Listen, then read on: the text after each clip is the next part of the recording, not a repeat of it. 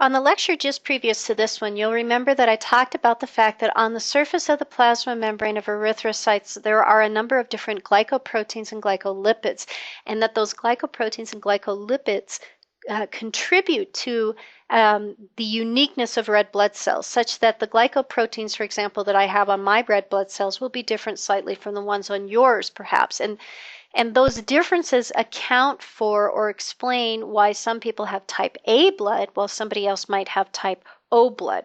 So let's take a look at this up close. Now, if I were to look at a cartoonish representation of a red blood cell, and I looked at those glycoproteins on the surface, those glycoproteins are by definition what we call an antigen. An antigen means any kind of agent, any kind of substance, molecule, whatever it is, that has the potential to induce an immune system response. So the presence of these glycoproteins on the surface of a red blood cell defines them as an antigen because depending on whose immune system they're exposed to, they could induce that immune system to respond to them and attack them. So let's take a look at the different types of blood that are possible. You all have heard, I'm sure, of type A, type B, type O, and type AB blood. This relates to those antigens that are on the surface of these red blood cells, which are also called agglutinogens. Same thing as antigen. Okay. Agglutinogen just means it's an antigen specifically found on a red blood cell and nowhere else. And the way this works is that if I look at a person with, say, type O blood, which, by the way, is the most common type of blood found in the United States, type O blood, I would see that the glycoprotein sticking off the surface of a type O red blood cell consists of a basic chain of sugars represented here by these purple hexagonal shaped structures. These are some sugars attached to a protein. The protein is down here at the base, that black line there. And type O people have a very basic sugar chain or antigen, O antigen present. Compare that with a person with type A blood. The antigen they have on this surface of their red blood cells contains the original type O skeleton, and in addition, it also contains an additional sugar I'm circling here called N-acetylgalactosamine. And that makes it a different type of surface antigen from the type O antigen. Type B people also have the type O antigen, but attached to it they have a different sugar called galactose, and I'm circling that here. That's a different antigen again. It's different from the antigen for A type, and it's different from the antigen from O type. People that have type AB blood have both the A antigen on their surface and the B antigen on their surface.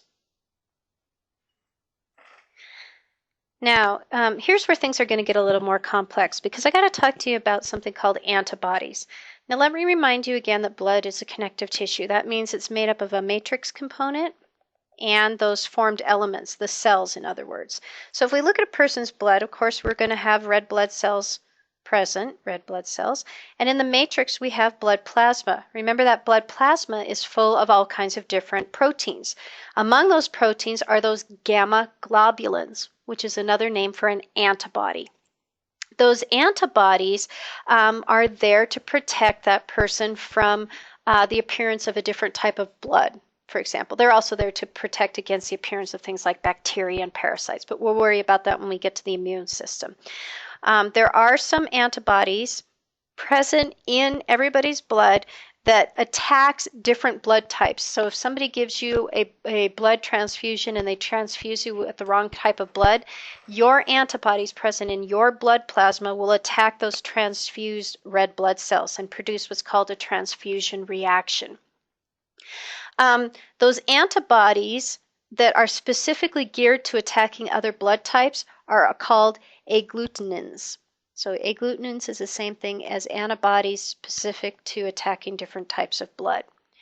Now, if I am a person with type O blood down here, then I'm fine to hang out with other type O blood, but if somebody were to give me a transfusion of type A blood or a transfusion of type B blood, I have antibodies present that would attack those. I have what are called antibodies A antibodies, and I have what are called anti-B antibodies. So a person with type O blood cannot receive type A blood, nor can they receive type B blood in a transfusion because they have antibodies present in their blood plasma that would attack that blood, that transfused blood. Let's take a look at a person with type A blood. In their blood plasma, it wouldn't make any sense for them to have anti-A antibodies because then they'd be attacking their own blood. But they do have anti-B antibodies. Now, they do not have anti-O antibodies, and here's why. Nobody has anti-O antibodies. There's no such thing because all of these antigens, remember, have as their base molecule that O group. So if I had an anti-O antibody, that would end up attacking anybody's blood. So we don't have anti-O antibodies. Therefore, a person with type A blood is only going to have present in their blood plasma antibodies that attack B blood. What that means ultimately is that if I'm a type A blood person, I could receive a transfusion of type A blood, but I could also receive a transfusion of type O blood. Now, I haven't even gotten to whether blood is positive or negative yet. Hang on to that. We're going to get to that in a slide or two. So we're only doing A, B, and O. If I'm type B, if I look in the blood plasma of a person with type B blood, the only thing they have are anti-A antigens, so that they can receive blood from a type O person, they can receive blood from a type B person, but not from a type A. Lastly, if I look at a person with type AB blood, they don't have any antibodies at all for blood type. Because they have A antigens and B antigens, it would be really a bad idea to have anti-A antibodies or anti-B antibodies because they'd attack their own blood. So these guys can receive blood from type O people, from type A people, from type B people, from type AB people. Okay? If I receive the wrong blood type, that means that my agglutinins, my antibodies, begin to attach to those agglutinogens or those antigens. The antibodies and the antibody attack the antigen, and they start to clump together. This is a process called agglutination, and you'll hopefully see in lab what this looks like. On the next slide, I'll show you an up-close picture of it. But before I do that, or an up-close cartoon of it, I should say. Before I do that, though, I want to talk very briefly about the concepts of universal donor and recipient. It used to be said that, oh, if you're type O blood, that means you can donate blood to anybody because people with type A blood, type B blood, type AB blood can get your blood. Doesn't matter, you're a universal donor. Well, that's not really true. The reason why that's not really true is even if I give your type O blood to somebody with type A blood, their type A blood will accept the type O blood, no problem. But when I transfuse that person with your type A blood, along with the red blood cells comes their blood plasma that has all these anti-A and anti-B antigens in it. So those from the transfused blood will start to attack the blood of the recipient. The only way to get around this is to, instead of donating whole blood to a person, you can instead basically take out all the blood plasma where the anti-A and anti-B antibodies would be and just give them what's called packed erythrocytes. So if I just give them the red blood cells only, fine. Then I can donate, type O erythrocytes only to a type A person, a type B person, a type AB person, and it should be pretty okay. Again, we haven't gotten into positive and negative yet. But with respect to just the ABO blood type, we can do that. But if I were to give whole blood to that person, I give them the antibodies of the donor as well, and those antibodies may attack their blood. So again, the idea of universal donor and recipient, those are really kind of obsolete terms because of the presence of these antibodies. Also because when we talk about blood types, there's more than just the ABO blood type system and the positive-negative system. There's actually about 23 different known blood types. or blood type systems that are in place. The ABO blood type system is one of those 23 systems. The positive negative system is another of those 23 systems. So there's more than just the ABO and positive and negative antigens on the surface of blood cells that make them a particular blood type. So let's look at what happens if you mix, you give somebody a donation of the wrong type of blood. You mix blood types. This is where you get that transfusion reaction, where you get agglutination. I should say agglutination, which is a condition wherein here's my antigen on the surface, like let's say the type A antigen.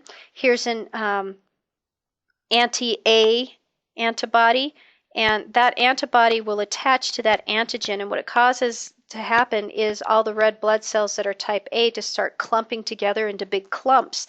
Those big clumps, this is a process of agglutination, those big clumps then get caught in places like blood vessels, and they lead to the formation of a thrombus or a blood clot. Not a good thing. As part of that process as well, you're going to start to have macrophages arriving to break down all of these trapped red blood cells. And that process, remember again, is hemolysis. It's similar to the process that takes place in the spleen. This is where the macrophages consume the red blood cells. They split out the hemoglobin into the globin chains and the heme part, and then they break down the heme into biliverdin and then into bilirubin. And so we get this massive amount of bilirubin getting released in the blood, and it overwhelms the ability of the kidneys to filter out that bilirubin. And so we have a person develop jaundice as a side effect of the transfusion reaction. Other types of symptoms of transfusion reaction include their heart rate goes up, so they get tachycardia.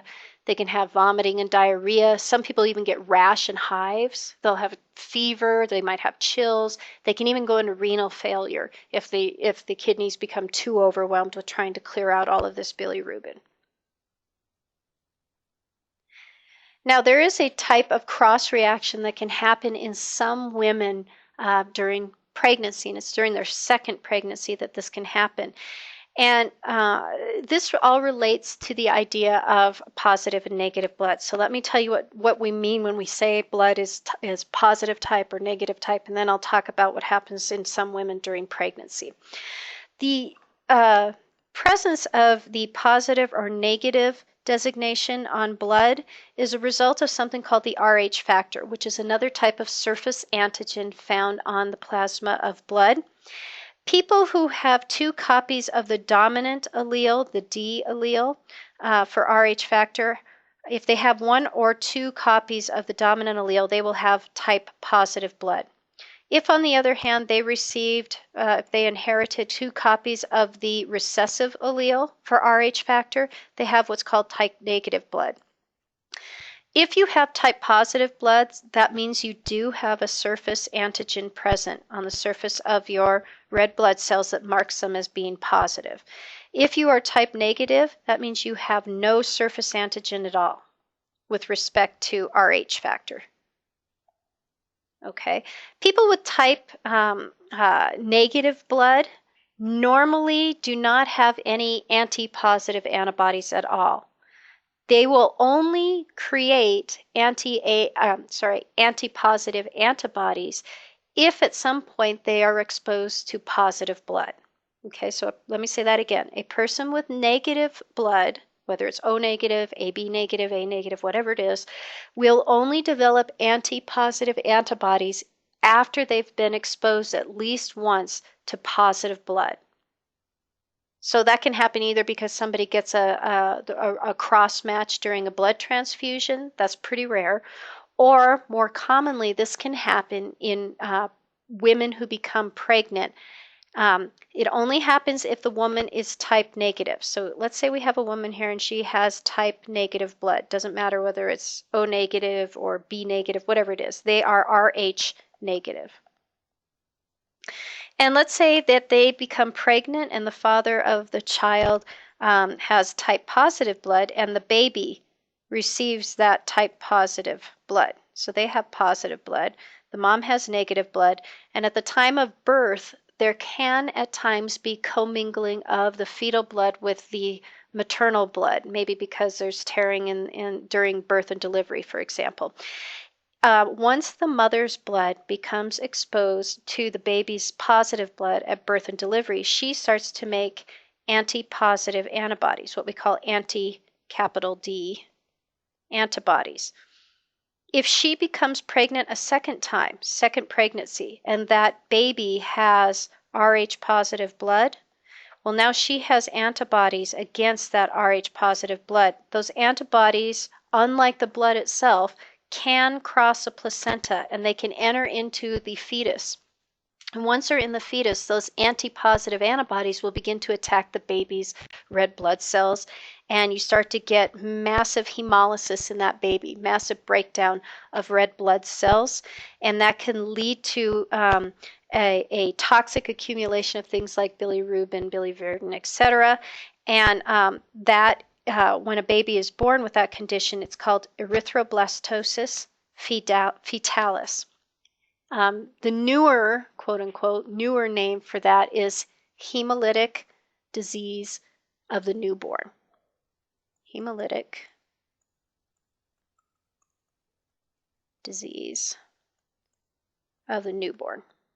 Again, this only happens, it only has a potential to occur if the mother is type negative and the baby is type positive, and it cannot happen on the first pregnancy because the mother has not yet been exposed to negative blood. You have to wait until after the first pregnancy, and only if there's some exposure to the type positive blood during labor and delivery that we get this potential for hemolytic disease of the newborn.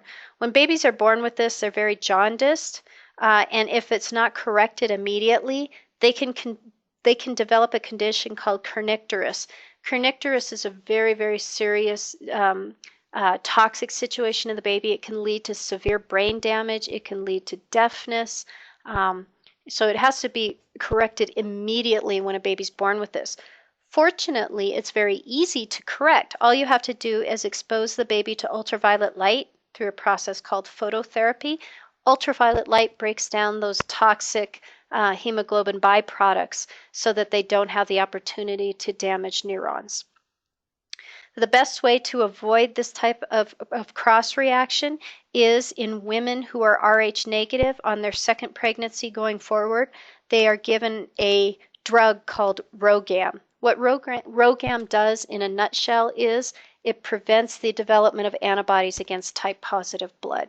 And so this has kind of become the industry standard.